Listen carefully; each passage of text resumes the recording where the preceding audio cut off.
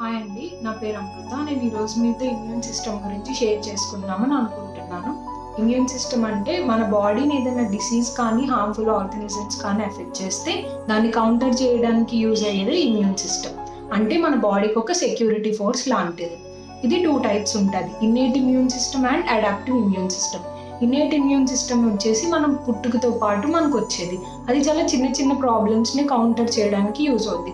For example, మన కళ్ళలో కానీ నోట్లో కానీ ఏదన్నా వెళ్ళకూడని పదార్థాలు వెళ్తే దాన్ని బయటికి కాఫ్ ద్వారా కానీ టీయర్స్ ద్వారా కానీ బయటకు పెట్టేది ఇన్నేట్ ఇమ్యూన్ సిస్టమ్. ఇది ఎప్పుడు కూడా ఒక స్పెసిఫిక్ థ్రెట్, అంటే ఒక పర్టికులర్ వైరస్ అటాక్ అయితే రియాక్ట్ అయ్యేది కాదు, చాలా జనరల్గా మన బాడీలో ఉండేది. ఇంకొకటి అడాప్టివ్ ఇమ్యూన్ సిస్టమ్. ఇది మన చుట్టూ ఉండే ఎన్విరాన్మెంట్ని బట్టి మారుతూ ఉంటుంది. ఇది చాలా డార్మెంట్ స్టేజ్లో ఉంటుంది, అంటే యాక్టివ్గా ఉండదు. ఎప్పుడైతే మన బాడీలోకి ఎంటర్ అవ్వకూడని యాంటీబాడీస్, అంటే వైరస్ కానీ బ్యాక్టీరియా కానీ పర్టికులర్గా ఎంటర్ అయితే యాంటీజెన్స్, అంటే దాన్ని కౌంటర్ చేయడానికి మన బాడీలోకి వచ్చిన వైరస్ని చంపడానికి ప్రొడ్యూస్ చేసే యాంటీజెన్స్ అడాప్టివ్ ఇమ్యూన్ సిస్టమ్ మీద బేస్ అయ్యి ఉంటుంది. మనకి రకరకాల డిసీజెస్కి కావాల్సిన వ్యాక్సిన్ డెవలప్ చేయడం కూడా ఈ అడాప్టివ్ ఇమ్యూన్ సిస్టమ్ని బేస్ చేసుకుని తయారు చేస్తారు. ఎందుకంటే ఫర్ ఎగ్జాంపుల్, ఒక పర్సన్కి ఒక డిసీజ్ వచ్చింది అనుకోండి. ఫర్ ఎగ్జాంపుల్, కరోనా వస్తే తన బాడీలో వైరస్ని ఆపడానికి కొన్ని యాంటీజెన్స్ రిలీజ్ అవుతాయి. అందులో కొన్ని type of cells T cells ఇంకా బి సెల్స్. ఈ సెల్స్ ఆ వైరస్ని చంపడానికి హెల్ప్ అవుతుంది. ఎప్పుడైతే ఆ వైరస్ ఆ బాడీలోంచి వెళ్ళిపోతుందో అప్పుడు ఆ సెల్స్ న్యూట్రలైజ్ అవుతాయి, కానీ ఆ బాడీలో ప్రెసెంట్ అయ్యి ఉంటుంది. ఆల్రెడీ రికవర్ అయిన పేషెంట్లోంచి ఈ టీ సెల్స్ యూజ్ చేసుకుని మనకి వ్యాక్సిన్స్ అనేది కనబడుతుంటారు రీసెర్చర్స్. ఇప్పుడు రీసెర్చర్స్ ఏమంటున్నారంటే, మన బాడీ ఇదివరకు COVID-19 అటాక్ అవ్వకపోయినా సరే కరోనా అనేది కామన్ కోల్డ్లో సబ్ టైప్ కాబట్టి, ఒకవేళ కోల్డ్ వచ్చి ఉంటే మన బాడీలో దాన్ని కౌంటర్ చేసే టీ సెల్స్ అవైలబుల్గా ఉండే ఛాన్సెస్ ఉన్నాయి అని అంటున్నారు. సో అది మనకి ఎలా హెల్ప్ అవుతుంది అంటే, మన బాడీ ఒకవేళ ఏమైనా ఎఫెక్ట్ అయితే అలాంటి కామన్ కోల్డ్ వల్ల కానీ సిమిలర్గా ఉన్న వైరస్ వల్ల తొందరగా మనం రికవర్ అవ్వడానికి ఉంటుంది. మనం చూస్తూ ఉంటాము, కొంతమంది చూడడానికి చాలా సన్నగా అండర్ వెయిట్గా ఉంటారు, కానీ వాళ్ళ ఇమ్యూన్ సిస్టమ్ చాలా స్ట్రాంగ్గా ఉంటుంది. కొంతమంది చూడడానికి చాలా హెల్తీగా కనిపిస్తారు బయటకు, కానీ లోపల వాళ్ళ ఇమ్యూన్ సిస్టమ్ చాలా వీక్గా ఉంటుంది. అండ్ ఇంకొక ఫ్యాక్టర్ చూస్తే, ఓల్డ్ ఏజ్ పీపుల్ చాలా తొందరగా ఈ డిసీజ్కి ప్రోన్ అవుతూ ఉంటారు, ఎందుకంటే వాళ్ళ ఇమ్యూన్ సిస్టమ్ వీక్గా ఉంటుందని చెప్తారు.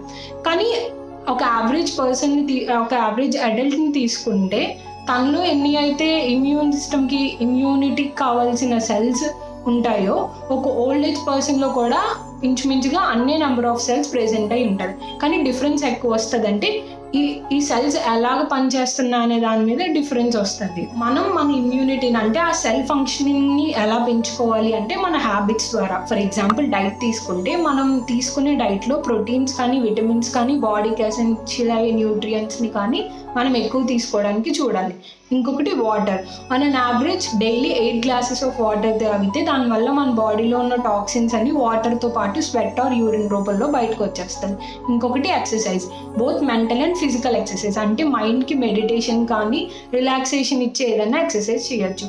ఇంకొకటి బాడీకి physical exercise, for example running కానీ వాకింగ్ కానీ, మనకి ఇంకా ఎఫెక్ట్స్ పెట్టగలిగితే జిమ్ కానీ సైక్లింగ్ కానీ చేయొచ్చు. ఇంకొకటి మన హ్యాబిట్స్. స్మోకింగ్ అనేది కంప్లీట్లీ అవాయిడ్ చేస్తే మన ఇమ్యూనిటీ బాగా పెరిగే ఛాన్స్ ఉంటుంది, మన సెల్ ఫంక్షనింగ్ బాగా పెరిగే ఛాన్స్ ఉంటుందని రీసెర్చెస్ చెప్తున్నాయి. కొంతమంది ఆల్కహాల్కి బాగా అడిక్ట్ అయిపోయి ఉంటారు.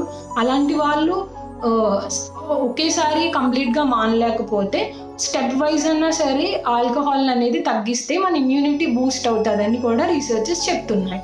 ఇంకొకటి ప్రాపర్ స్లీప్. ఒక హ్యూమన్ బీయింగ్ అనేవాళ్ళు అరౌండ్ 7 to 9 hours అనేది డైలీ ఖచ్చితంగా పడుకోవాలని చెప్తున్నారు. దీనివల్ల ఏమవుతుందంటే మన మైండ్కు మన బాడీకి ఫంక్షనింగ్ పెరుగుతుంది. So on the proper time మనకు కావాల్సిన హార్మోన్స్ కానీ ఎంజైమ్స్ కానీ రిలీజ్ అవుతాయి. అంటే మన బాడీ దేనికైతే డిజైన్ అవి చేసి ఉన్నదో అది పర్ఫెక్ట్గా ఫంక్షన్ చేస్తూ ఉంటుంది.